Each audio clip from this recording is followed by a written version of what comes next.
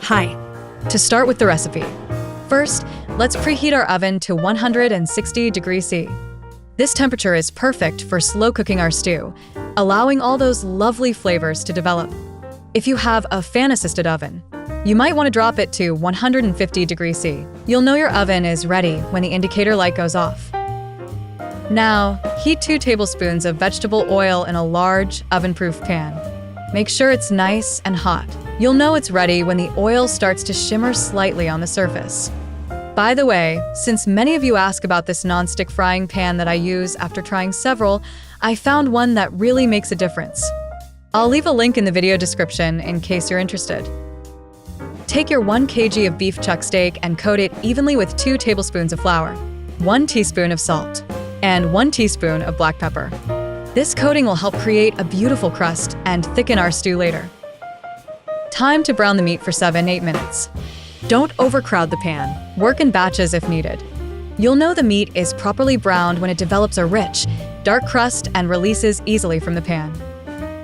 Add your 2 large chopped onions to the pan and cook for 5 minutes. They should become translucent and slightly golden around the edges. That's when you know they're ready.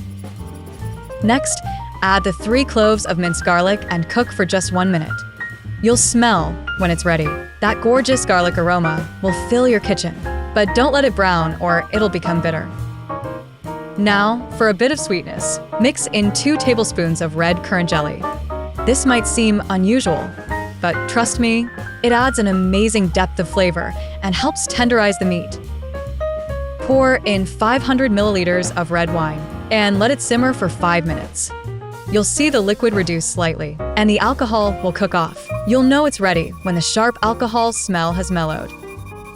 Time to add your vegetables. 2 large carrots, 2 medium potatoes, and half a small Swede, all cut into chunky pieces. These larger cuts help prevent the vegetables from becoming too soft during the long cooking time. Stir in 1 tablespoon of Worcester sauce and 2 tablespoons of tomato puree. These ingredients add richness and depth to our stew. Make sure they're well combined with the other ingredients. Now pour in 700 ml of beef stock. Add 4 bay leaves, 2 teaspoons of dark brown sugar, and adjust the salt and pepper to taste. The liquid should just cover all the ingredients. Bring everything to a gentle boil. You'll see small bubbles consistently rising to the surface. Then cover the pan and transfer it to your preheated oven. Let the stew cook for 3-4 hours, stirring occasionally. You'll know it's ready when the meat is fork tender and practically falls apart when you touch it. Finally, serve your stew piping hot, garnished with fresh thyme if you like. And don't forget some crusty bread to soak up all that delicious gravy.